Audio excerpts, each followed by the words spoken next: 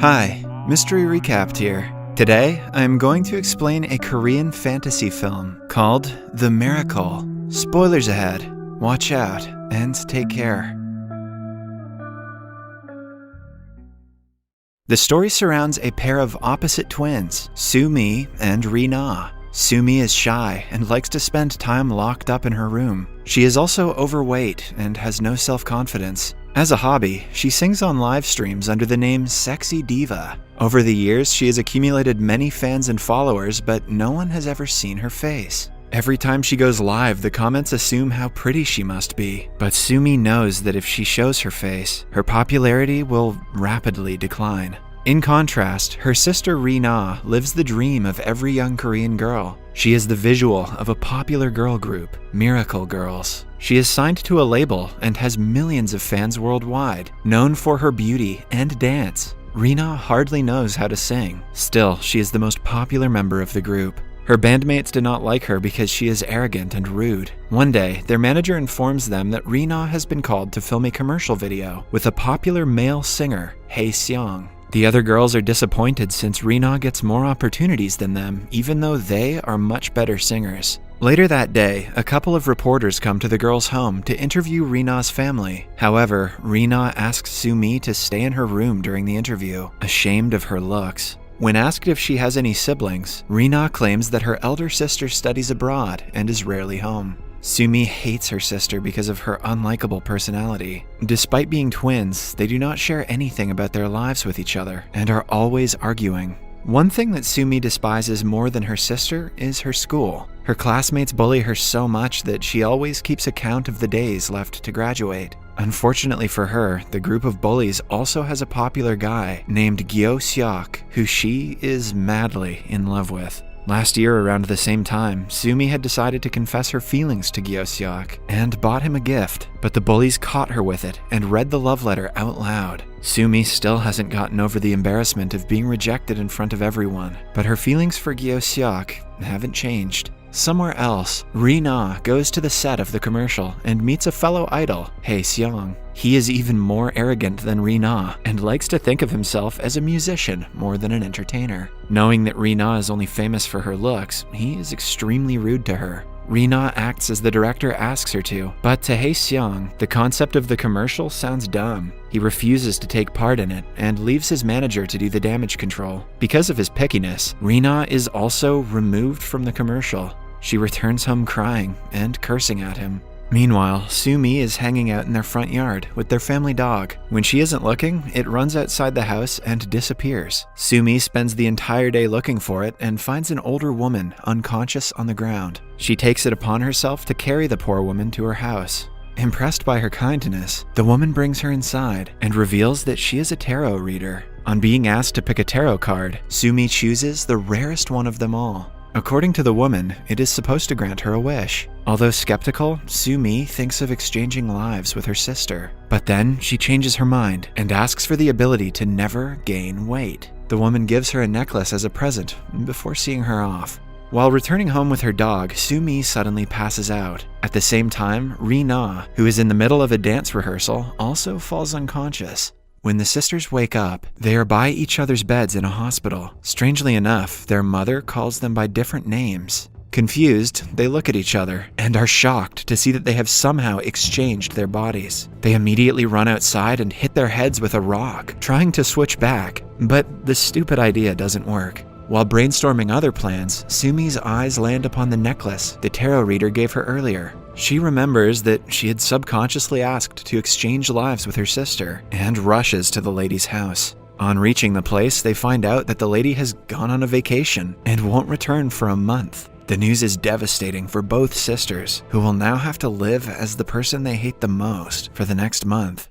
To adjust to their new lives, they tell each other the do's and don'ts of their day-to-day life. Soo-mi is asked to be rude to everyone, eat less, and practice the dance that their girl group has been rehearsing. But Ri-na only has to exist and be quiet to be like her sister. The following day, they wear each other's clothes, exchange phones, and get ready for the day. Rina goes to school, eating a box of snacks she would have never eaten in her previous body. She is not worried about being switched and considers it as a free 1-month vacation from her usually busy lifestyle. That is, until a group of bullies stops her. Gyo-seok snatches the box and makes fun of her for liking him. Rina wants to teach them all a lesson, but remembers that Sumi would never do something like that and keeps quiet.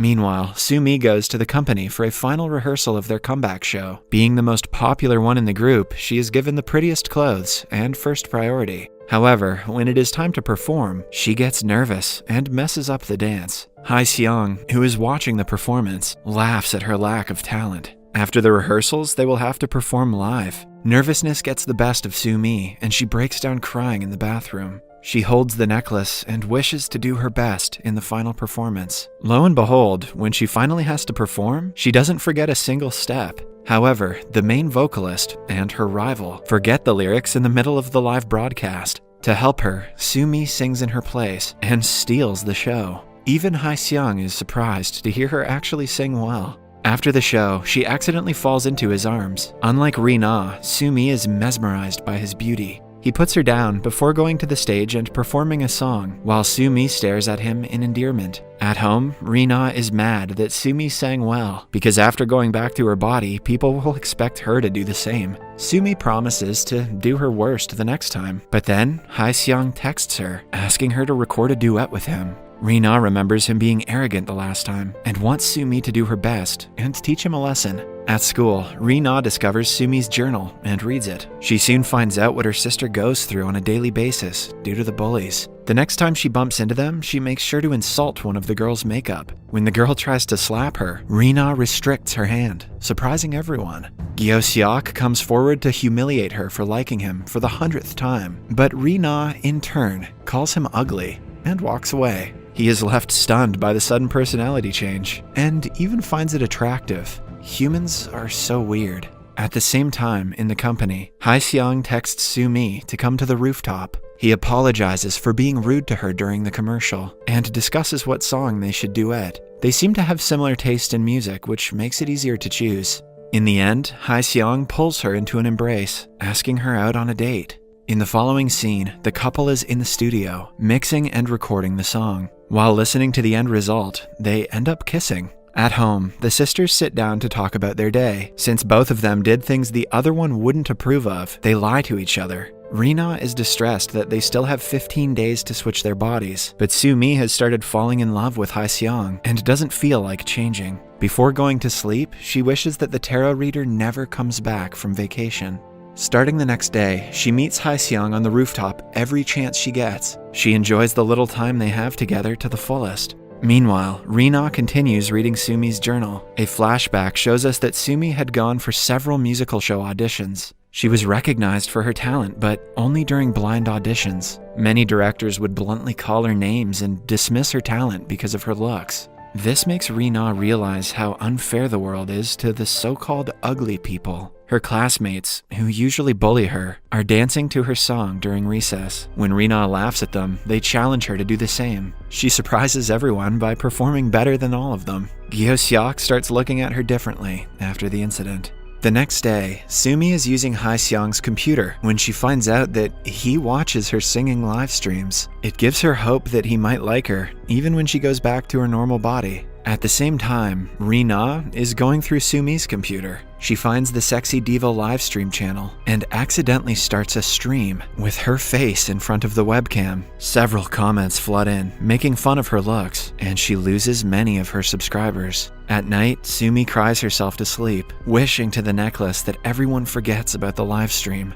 The following morning, the livestream is gone, and no one is talking about it, almost as if it never existed. Even Rina doesn't remember going live. Sumi figures out that the necklace is not ordinary. It has been granting all of her wishes until now. Throughout the day, she tests the power of the necklace, and the wish comes true every time. But she also realizes that every time she is granted a wish, someone in her life suffers the consequences. Like when she asks for the food of her choice. Hae-seong's new song is accused of plagiarism. How the hell did she connect the dots on that one? Similarly, when he messes up a live performance, she wishes for him to pick it right up. The wish is granted, but a crew member is severely injured as a result. The next day, Gyeoseok locks himself in a studio, saddened by the plagiarism scandal. Soo-mi goes to meet him, and the two finish recording their duet song together. In the following scene, Rina is excited because the 30 days are finally over. The sisters go to the tarot reader's house but see that she still has not returned. Soo-mi thinks that it's because she once unknowingly wished for her never to return. She yet again makes a wish, this time for the reader to be back soon.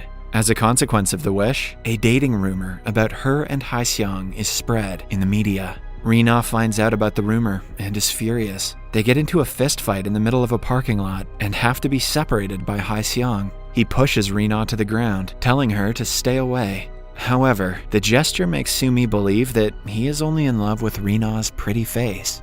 The next day, Soo-mi visits the tarot reader again and finds out from her daughter that she passed away because of a disease. The girl also reveals that to reverse a wish, one must hold the necklace and genuinely wish for them to switch back to their bodies. If either of the girls does not actually mean it, the wish won't be granted. On finally finding a way to go back, Rina is overjoyed. But the same cannot be said for Soo-mi. Seeing that her sister is bothered, Rina reveals that Hae-seong used to hate her when she was in her own body. This means currently, he is not in love with Rina's face, but with Soo-mi's personality. Following the conversation, the girls make a wish as the tarot reader has told, but nothing changes. Then, the following day, Soo-mi and Rina meet in front of the company for work. Rina is about to be hit by a car, but Soo-mi puts her life in danger and saves her. When they wake up in the hospital, they have switched back to their original bodies. The doctor who is in charge of them looks exactly like the tarot reader. She explains that Soo-mi is the elder sister and the protector of the younger one. Since she fulfilled her purpose by saving Rina from the accident, they were able to switch back. In the following scene, Rina breaks up with Hae-seong, claiming that she doesn't want to lose brand deals by being seen with him. In reality, dating her sister's love is unacceptable to her. The bully, Gyeoseok, also apologizes to Soo-mi and expresses that he has started to like her. But she rejects him since she is in love with Hae-seong and because Gyeoseok is a simp. A few weeks later, Hae-seong organizes a musical audition. Rina brings the forms to Soo-mi, encouraging her to participate. Soo-mi gathers enough courage to go to the audition, mostly because she wants to look at Hae-seong one more time. She sings the song they duetted together and impresses everyone. In the last scene, we see Soo-mi and Hae-seong recording a song together, indicating that she got selected in the audition. Note that we never heard about the Sexy Diva livestream again, so I'd say the moral of this story is to ignore toxic internet comments. Subscribe for more videos like this, turn on the notifications, and leave a like to help the channel out. Thank you for watching.